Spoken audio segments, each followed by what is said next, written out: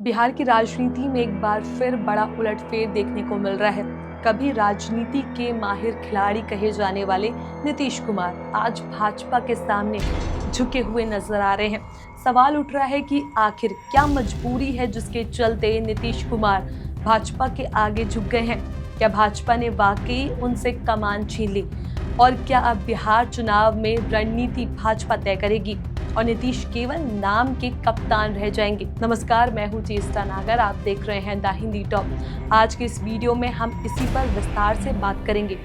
बिहार की सियासत हमेशा से उतार चढ़ाव और पाला बदलने की राजनीति के लिए जानी जाती रही है, लेकिन इस बार जो तस्वीर सामने आई उसने सबको हैरान कर दिया। खबरें साफ बता रही है कि नीतीश कुमार जो कभी भाजपा के बराबर खड़े होकर सीटों पर अपनी शर्तें मनवाते थे, अब पूरी तरह से भाजपा के सामने झुक चुके हैं। दरअसल हाल ही में अमित शाह पटना पहुंचे। ये दौरा पहले से तय नहीं था, ना ही नीतीश कुमार की उनसे मुलाकात की कोई आधिकारिक खबर थी, लेकिन अचानक खबर आई कि नीतीश खुद अमित शाह से मिलने पहुंच गए। यही नहीं, नीतीश कुमार जिन्होंने पिछले कुछ दिन पहले भाजपा अध्यक्ष जेपी नड्डा से मिलने से इनकार कर दिया था, ये कहकर कि तबीयत ठीक नहीं है। तब ये चर्चा तेज हो गई थी कि सीट शेयरिंग को लेकर भाजपा और जेडीयू के बीच मतभेद है, लेकिन शाह से मुलाकात के बाद तस्वीर बदल गई। खबर आई कि नीतीश कुमार ने सीट शेयरिंग और चुनावी रणनीति की कमान भाजपा को सौंप दी है। यानी कप्तान भले ही नीतीश कुमार होंगे, लेकिन असली बैटिंग भाजपा करेगी। ये बात न सिर्फ भाजपा की बढ़ती ताकत को दिखाती है, बल्कि ये भी साबित करती है कि नीतीश अब बैकफुट पर आ चुके हैं। कभी बिहार की राजनीति में खुद को बड़ा भाई कहने वाले नीतीश कुमार आज भाजपा की शर्तें मानने के लिए मजबूर हो गए हैं। 2020 के विधानसभा चुनाव की बात करें तो उस समय जेडीयू ने भाजपा से ज्यादा सीटों पर चुनाव लड़ा था। नीतीश ने ये साफ कर दिया कि बिहार में उनकी पार्टी ही लीड करेगी, लेकिन पिछले 5 सालों में स्थिति पूरी तरह बदल गई। भाजपा का ग्राफ बढ़ गया और नीतीश की पार्टी लगातार कमजोर हो गई। इसी बीच चर्चा ये भी है कि भाजपा ने नीतीश की नब्ज पकड़ ली है। ये वह नब्ज है लल्लन सिंह जो जेडीयू से केंद्र में मंत्री है। आजकल भाजपा के ओर से खासकर गुजरात लॉबी के बेहद करीबी माने जाते हैं। अगर नीतीश भाजपा से अलग होने की कोशिश करते हैं तो जेडीयू में टूट की संभावना है और लल्लन सिंह भाजपा का हाथ थाम सकते हैं। यही डर नीतीश को मजबूर कर रहा है कि वो भाजपा से कोई टकराव न ले। एक और बड़ा मसला है चिराग पासवान।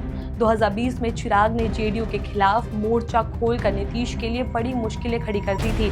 अब चिराग फिर से 40 सीटों की डिमांड कर रहे हैं। जेडीयू ने साफ कर दिया है कि चिराग की हिस्सेदारी भाजपा ही तय करेगी, यानी नीतीश सीधे टकराव से बचना चाहते हैं और भाजपा को मैदान में उतार रहे हैं।